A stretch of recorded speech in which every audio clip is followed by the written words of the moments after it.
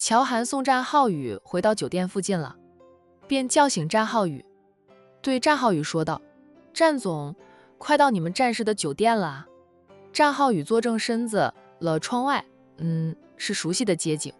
他冲乔涵不好意思地道：“睡了一路，让乔总见笑了。”理解的。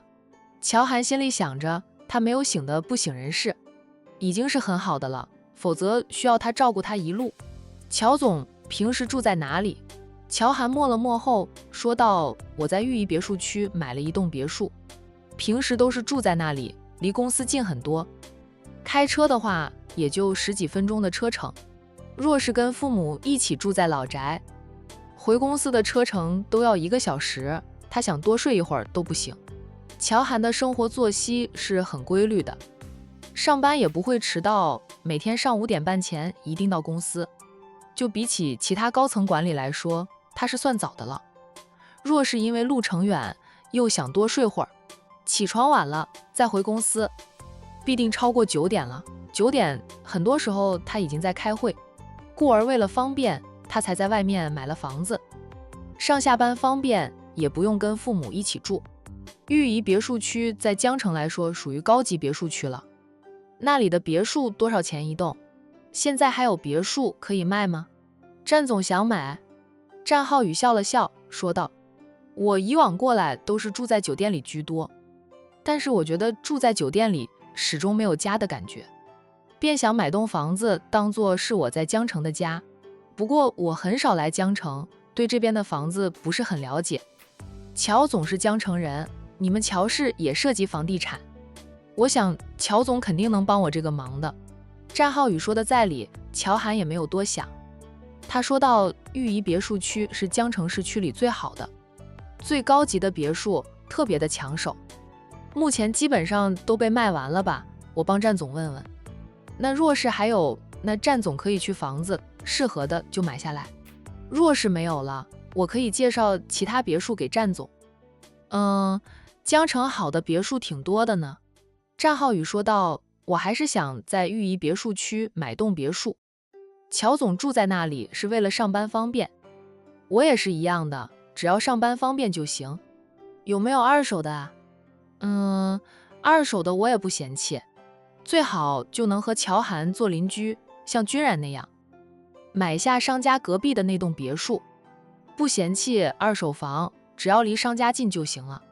君然走的是近水楼台先得月的路线。”战浩宇也想学一学君然，这招数不在乎，就只要有用就行了。像他和乔涵认识是早就认识的，但交集的次数很少，他想让乔涵上他，就得多点接触，若成了邻居，能天天见面，乔涵发现他的好，才会慢慢的上他，他也有更多的机会找到破绽，拆穿乔涵是个女人的事实。他可不想和乔涵恋时被人说成同性恋。二手的，乔涵想了想后说道：“我听我的管家说，我邻居那栋房子想转卖出去，那位房主不知道是不是炒房的，别墅买下来后一直没有装修，周围的人家都装修好，入住几年了，那栋别墅还是没有动静。炒房的卖的会有点贵，战总要不要去？”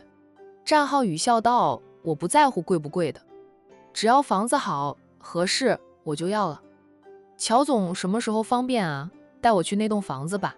现在这么晚了也不方便，我留个手机号码给战总，战总明天有空就联系那个号码，就会有人带你去那栋别墅的。”“好，太感谢乔总了。”战浩宇向乔涵道谢。乔涵把自己管家的手机号码给了战浩宇：“战总，这是我管家的手机号码，你联系他，他会帮你联系那栋房子的主人，带你去房。那位屋主放出了风声要把房子卖出去，他特意留下了联系电话给左邻右舍，说有人想买房的可以随时联系他。行，我明天就联系乔总的管家，谢谢乔总帮忙。”乔涵淡淡的道：“不过是举手之劳，战总不用太客气，他也不一定会买下那栋别墅呢。虽说对方的别墅一直没有装修，却也属于二手转让的了。在豫宜别墅区买房的人非富即贵，不差钱的人一般也不会买二手别墅，主要是对方若是炒房的。哦，那房价比一手价钱贵一点。战浩宇不差钱，但也不会当个冤大头，任人宰割吧。到了战市位于江城的酒店，乔涵让司机停了车，对战浩宇说道：“战总到了。”战浩宇到丰泽酒店4个大字后，边向乔涵道谢，边开门下车，还热情邀请着乔涵：“乔总，要不要进去坐坐？”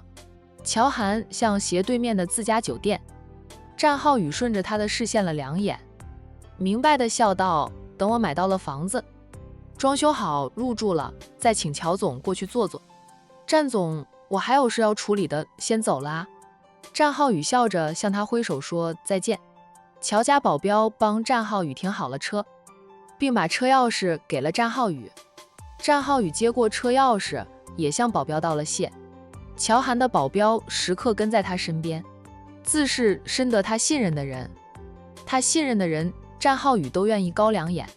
战浩宇站在酒店门口，目送着乔涵的专车队离开，直到那几辆车融入了车流当中，不见了，战浩宇才晃着车钥匙进酒店去。酒店门口的保安以及收到消息从里面出来的大堂经理，都着战浩宇从乔涵的车子下来。虽说战家与乔家不是死对头，但是2家的酒店就隔着一条大马路，又都是号称7星级酒店。在江城诸多酒店当中，这2家酒店属于最高级最豪华的酒店了。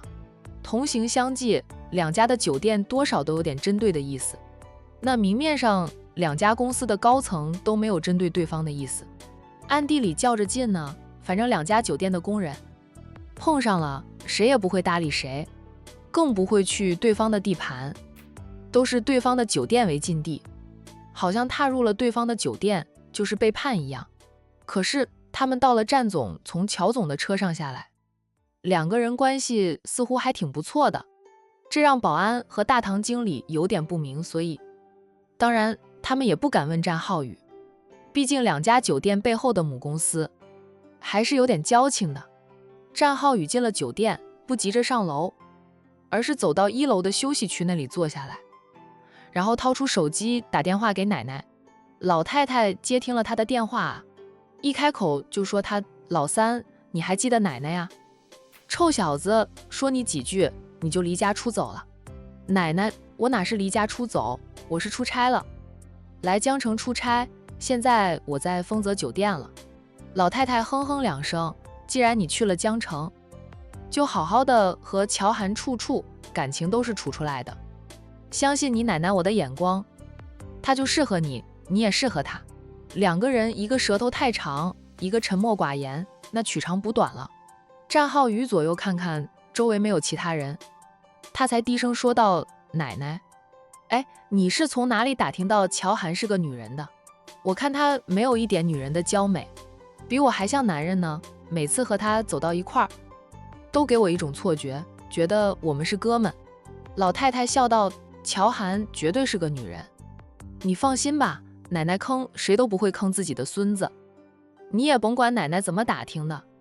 总之，她是个女人，很优秀的女人。我知道她很优秀，按理说这么优秀的女人，奶奶应该安排给大哥的。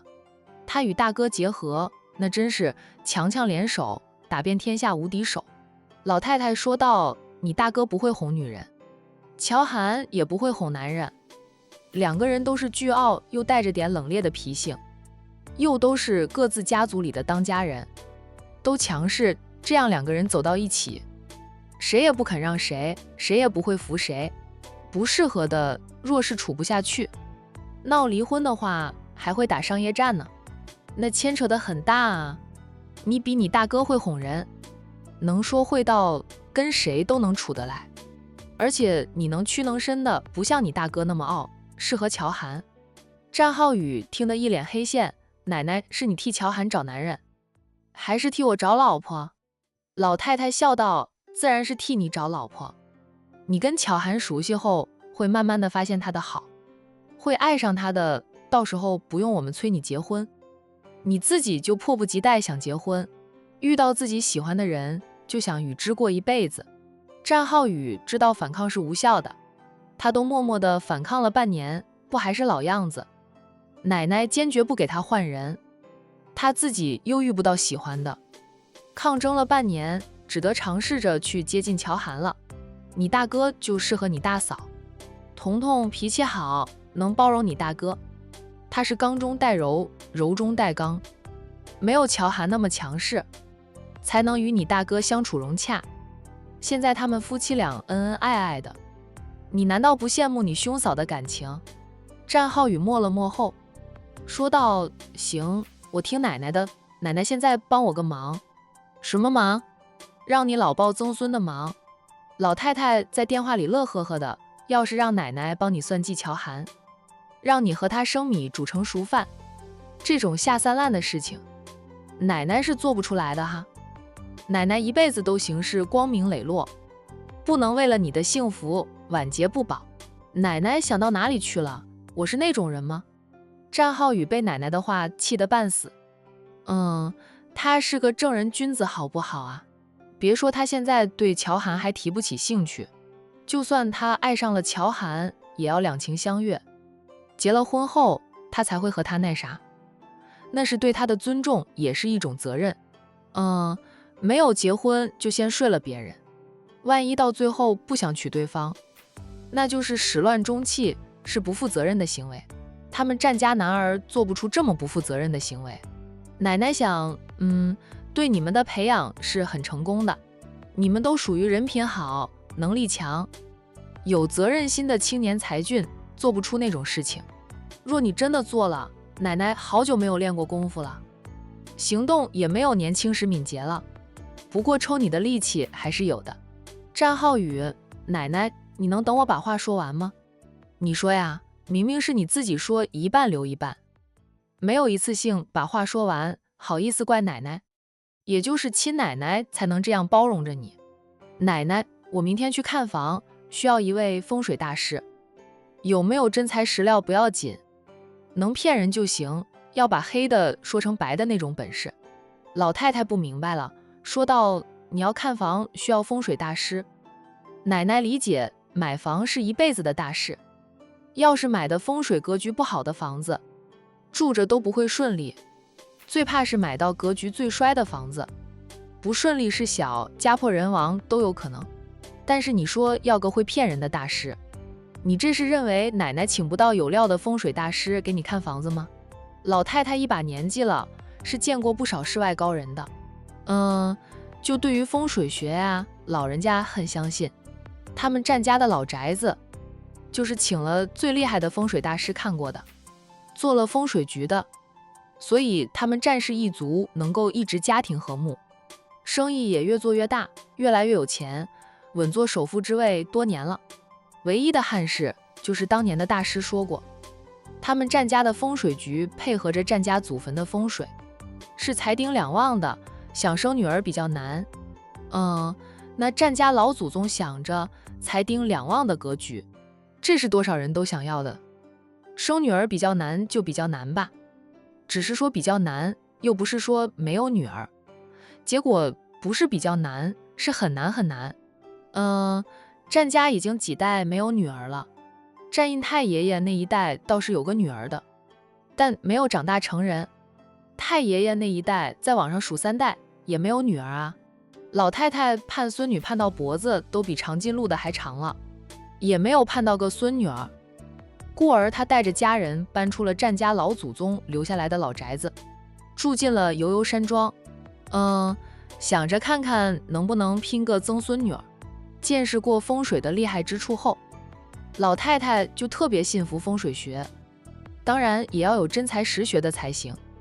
只是现在这个年代，学这一行的人本来就不多，有真本事的就更少了。对于战浩宇的请求，聪明如老太太者，都想不明白孙子这样做的用意是什么。奶奶，我就是要个口才好呀，脸皮厚的大师帮我个忙而已。口才好、脸皮厚的才会骗人，骗人能骗得脸不红气不喘的啊。总之啊，奶奶帮我这个忙就行了，我明天就要用到大师了，奶奶帮我安排一下。老太太，哎，你这个要求着实让奶奶为难呀。你奶奶我结交到的大师都是有真才实学的，一时间让奶奶去哪里帮你找个骗子大师呢？战浩宇挂了电话，让奶奶愁去吧，谁叫奶奶给他选了乔涵呢？老太太一点都不愁，她那是表现给战浩宇看的。在战浩宇挂了电话后，老太太就联系了一位大师，请求那位大师安排他的徒弟飞一趟江城，来回机票以及食宿都包了，只要对方联系战浩宇，听战浩宇的安排就行了。大师爽快地答应了。安排好战浩宇的事情，老太太心情愉悦。大晚上跑去长孙的家里去，管家听到门铃响，跑去开门，看到来人是老太太。明叔有点傻眼，边给老太太开门，边问道：“老夫人，你要过来也不提前打电话给我们，我们过去接你啊？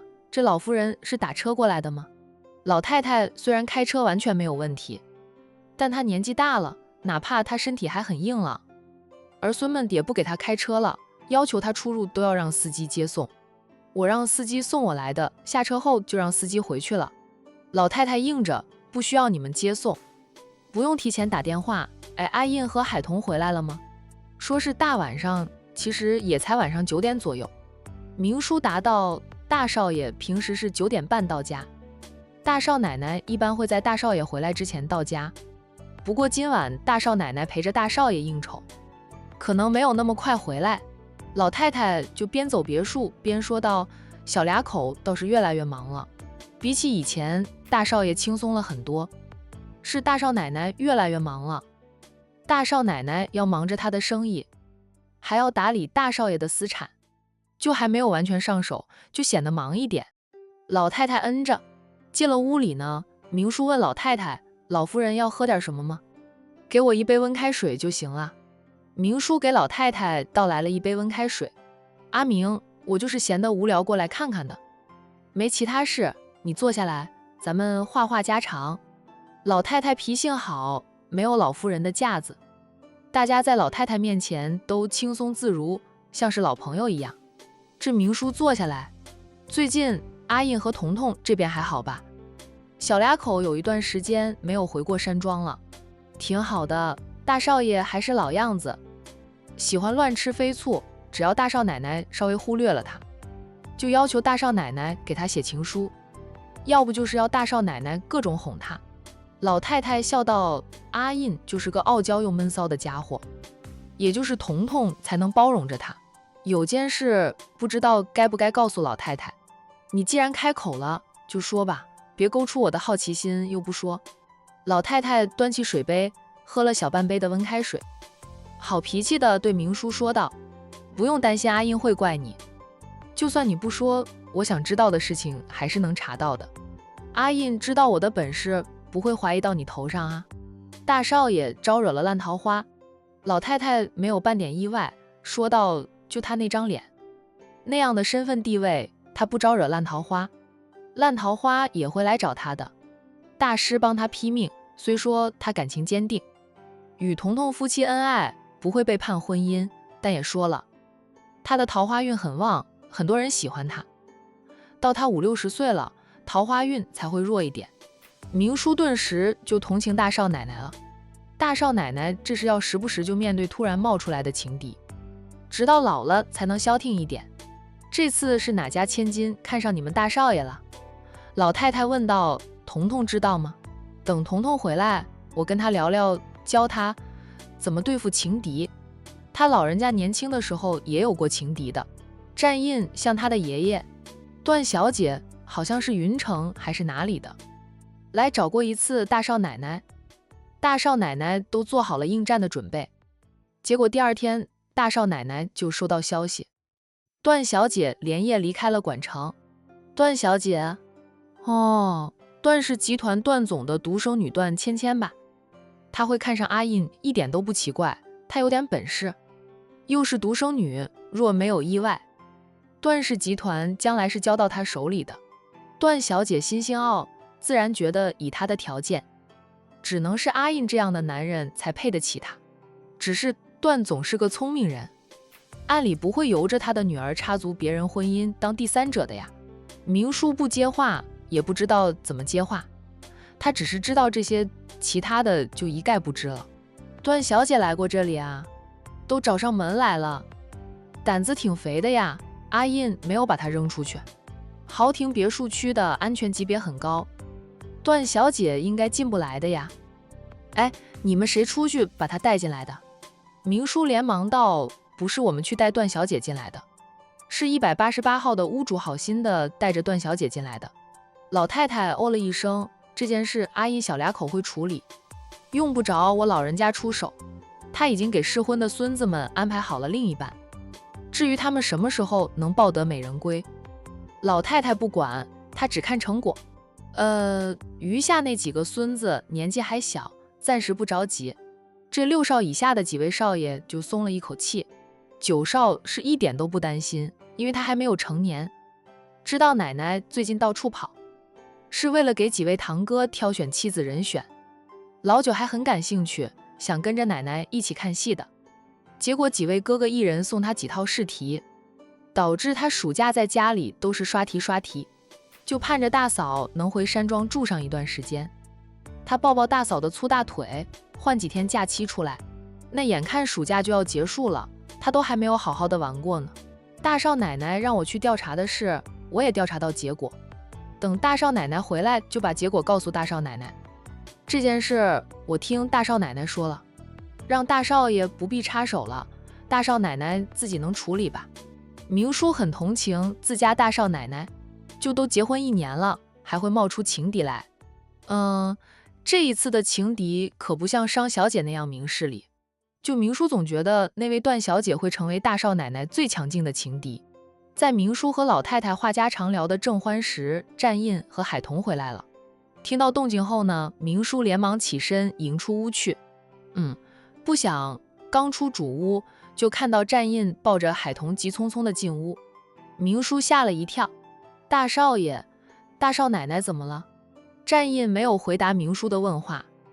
明叔看到自家大少奶奶的脸色红红的，神志似乎不清醒了，嘴里还在呢喃着什么，而他们大少爷俊脸黑的可以和砂锅底屁比了。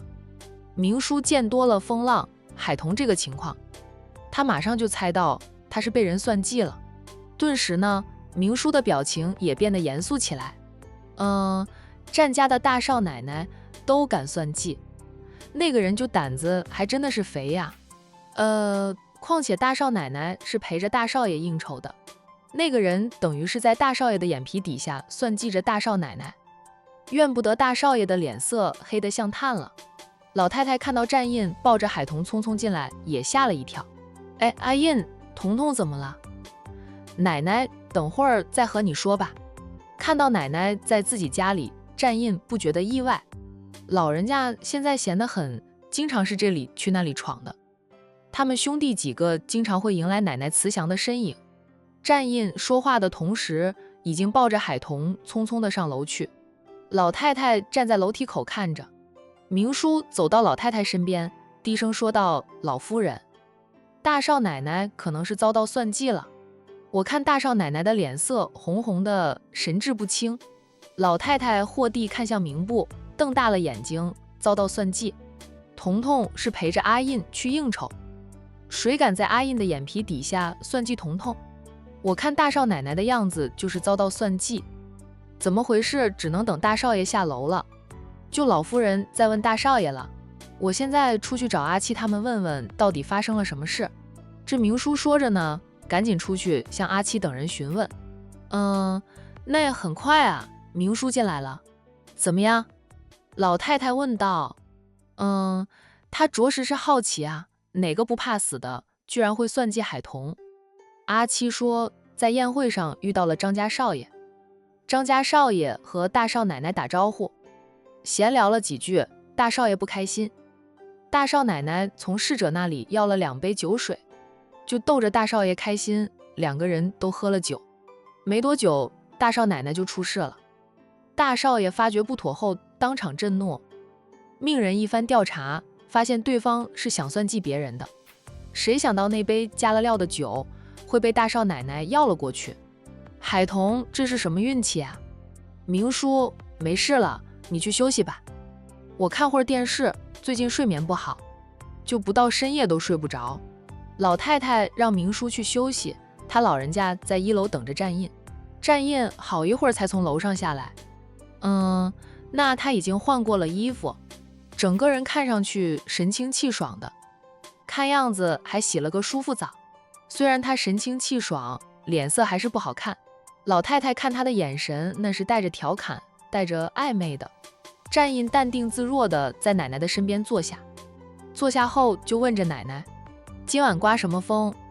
把奶奶刮到我这里来了。”那自从我和彤彤和好如初后，奶奶就像忘记还有我这个孙子似的，已经很久不来了。奶奶虽说老眼昏花，还是有点眼力儿的，不会天天跑来当电灯泡。我要是常住在你这里，你怕是天天都黑着一张砂锅脸呢。我让明叔去问了阿七他们，知道了事情的原因。你们夫妻俩运气还真是好呀。老太太笑眯眯的，还问着站印要不要奶奶现在去给你炖10全大补汤。站印的脸有点红，天气热，我可不想流鼻血。看到张念生了，站印默了默后点点头，说道：“张家看我和彤彤感情稳定了，张念生也死了心，就把张念生从分公司调了回来，重新进入张氏集团，现在充当张总的秘书，天天跟在张总后面，是由张总亲自带他教他。那张氏集团以后还是会交到张念生手里的。张家的旁支就别想了。张念生是张太太亲生儿子，是沈小军嫡亲的表弟。在沈小军嫁入苏家当少奶奶后，张家的旁支就死了心，不敢再肖想着张氏集团。有苏南这样一个表姐夫在，敢和张念生争夺张氏集团，那是找死，还不如老老实实的，还能喝口汤。否则张念生上位后，像宁氏的大小姐那样铲除异己，他们就得不偿失。张总只有一儿一女，在自己的儿子有出息、有能力接管公司的时候，他怎么可能会培养侄儿女？那张念生这个小伙子本来就不错，不过是因为喜欢彤彤，遭到你打压罢了。站印替自己辩解：“奶奶，我可没有打压过张念生，是他父母把他送到分公司去的。”老太太呵呵的笑，他是没有打压张念生，但他打压了张氏集团。张总夫妻俩知道海童的丈夫就是站少，自家儿子又爱慕海童之后，为求自保，不得已狠心的把儿子送到最偏远的分公司去，既是磨练儿子的心性，也是分离他和海童，逼着他断了情，死了心。现在人家回来重新进入了张氏集团，那你看到他又不爽了。彤彤跟他认识了10几年，因为你的原因已经疏远，但在公共场合下，彤彤跟他说几句话，那是很正常的事。你呀，那心眼儿还是跟针眼似的。彤彤今晚倒霉催得喝了别人加了料的酒，就是你间接害的，你招惹了那么多的烂桃花，给彤彤带来了情敌，你还好意思怪彤彤和张念生打声招呼？站印，奶奶，我没有招惹烂桃花，段小姐是怎么回事？站印张嘴却无从反驳，老太太就拿出一张红纸递给站印：“奶奶，这是什么？给彤彤的彩礼都准备好了，这是几个好日子，你自己挑一个好日子，把彩礼送到海玲的住处，让她过目。记得请上商太太，她是彤彤的亲大姨，彤彤的娘家人，她最在乎的就是商太太和海玲了。至于老家的那些亲戚，海童若是不计前嫌，愿意请他们过来参加婚礼，站家也会以礼相待。但他们想代表海童的娘家替海童过目彩礼，海童大概是不会愿意的吧。那别看他现在和老家的爷爷奶奶似乎关系和缓了很多，其实呢，姐妹俩心底还是有恨的，不过是拿回了他们应得的。再加上爷爷奶奶上了年纪，已经是一条腿伸进了棺材里的人，姐妹俩不想再跟他们闹而已。他们的那些叔叔伯伯，战印已经没有再打压他们，但他们的日子还是越过越差，做什么生意都顾不起来了，总是亏钱。这村里的人说，老天爷开始在报复他们了，让他们干啥啥都不顺，说不定是海家老三的灵魂回来整治自己的兄弟叔侄呢。战印从老太太手里接过了红纸，说道不用挑了，就选个最近的好日子。